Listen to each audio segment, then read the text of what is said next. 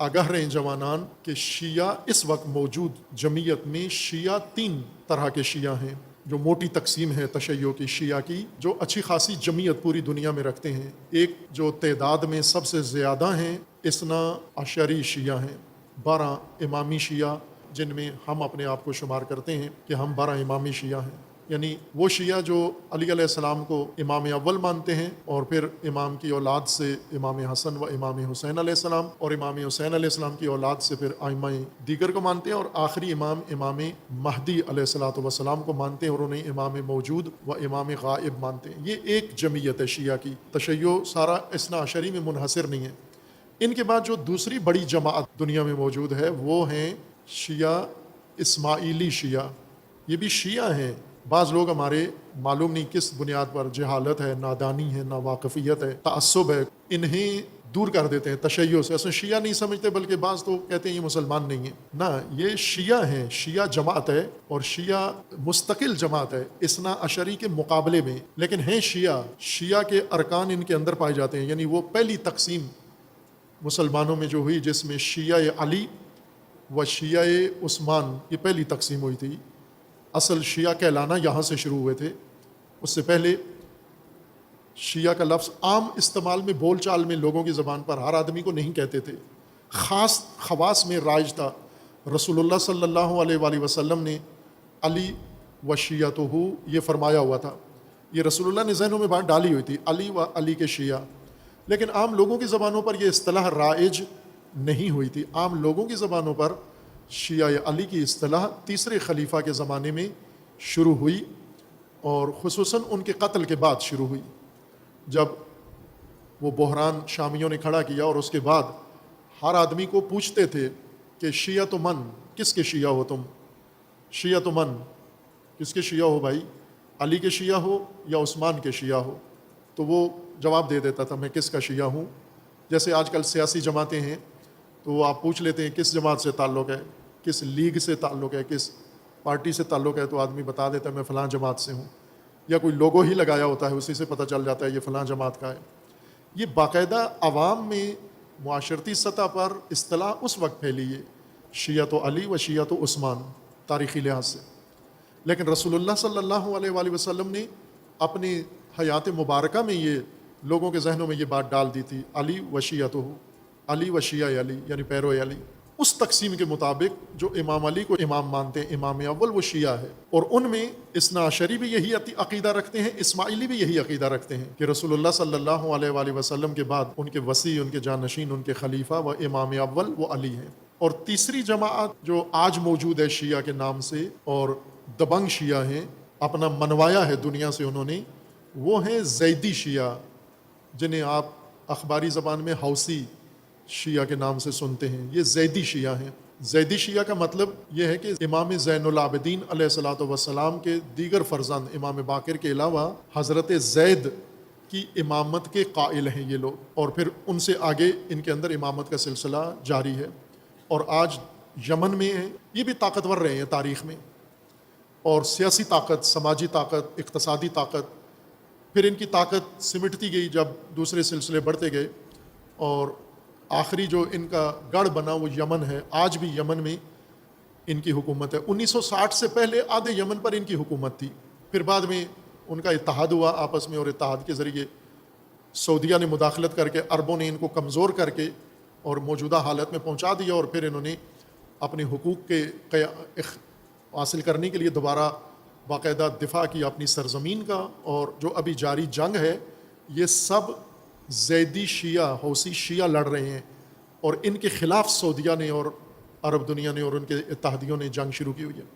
وہ طاقت کا اندازہ لگائیں آپ ان کی طاقت کا، کہ ایک گروپ ہے چھوٹا سا یمن کے اندر، اور ان کے مقابلے میں طاقتور ترین خطے کی سب سے سپر طاقتیں متحد ہو کر ان پر حملے کر رہے ہیں، لیکن 1 انچ جگہ ان کی ابھی تک حاصل نہیں کر سکے، نہ انہیں اپنی جگہ سے پیچھے ہٹا سکیں، بلکہ زیادہ قوی امکان ہے کہ ان کے سامنے تسلیم ہوں گے یہ آخرکار۔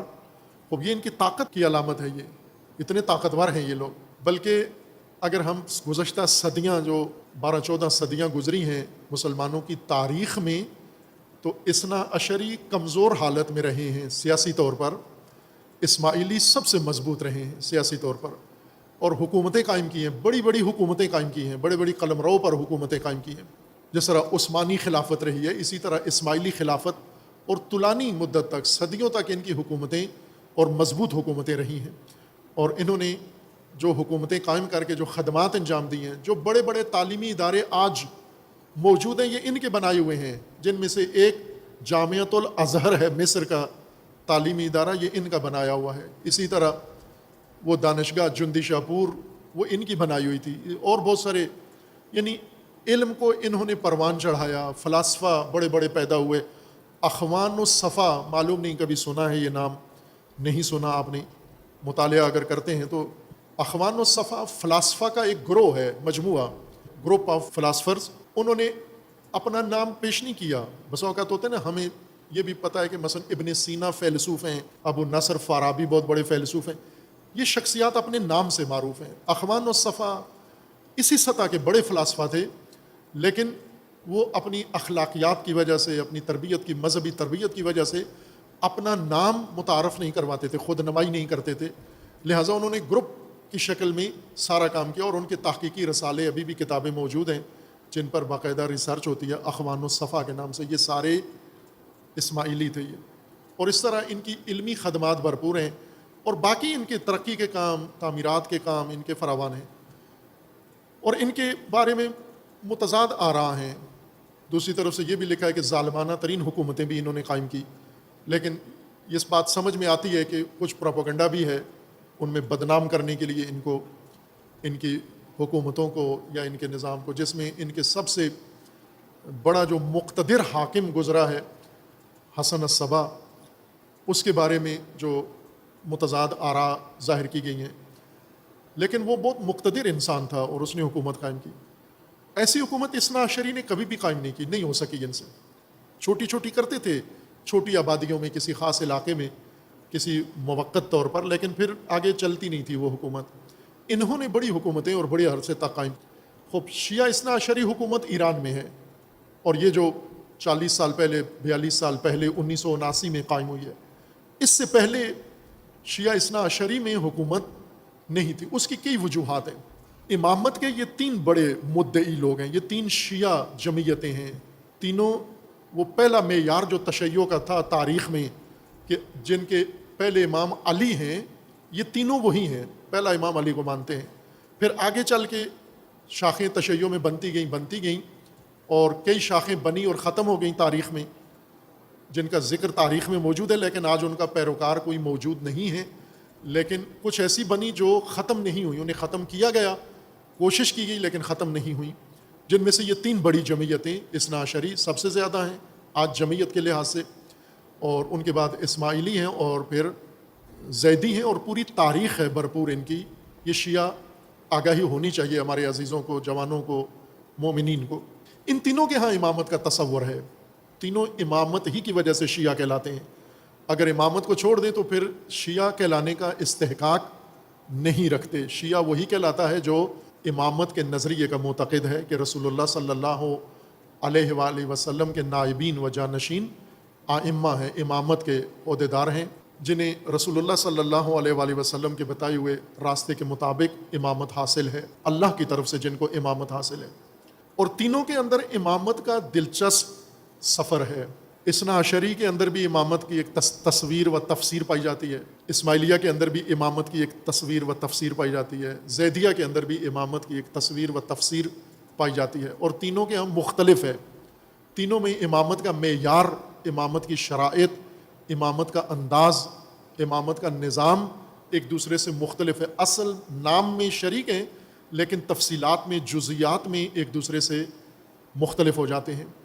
اور یہ جو اختلاف ہے یہ ان کی علمی کتابوں کے اندر، ان کے جید علماء، ان کے بزرگان، ان کے جو فقہا اور بزرگان ہیں ان کی طرف سے بیان کیا گیا، نہ ان کے غیر ذمہ دار یا ذاکرین یا خطبہ جو کچھ اظہار کرتے ہیں وہ دین نہیں سمجھا جاتا. یہ ذہن میں رکھ لیں، علماء، مستند علماء کی بات کو مذہبی نظریہ سمجھا جاتا ہے. مستند علماء، غیر مستند علماء کی غیر مستند بات، اسے مذہب نہیں سمجھا جاتا، وہ دین نہیں سمجھا جاتا. اسے کوئی بھی دین سمجھ کر نہ عمل کرے نہ رد عمل کرے. جیسے آج کل ہوتا ہے کہ غیر مستند لوگوں کی غیر مستند باتیں، غیر مصدقہ باتیں، انہیں کچھ لوگ سن کر عمل کرتے ہیں، کچھ لوگ انہیں سن کر ان پر رد عمل کرتے ہیں۔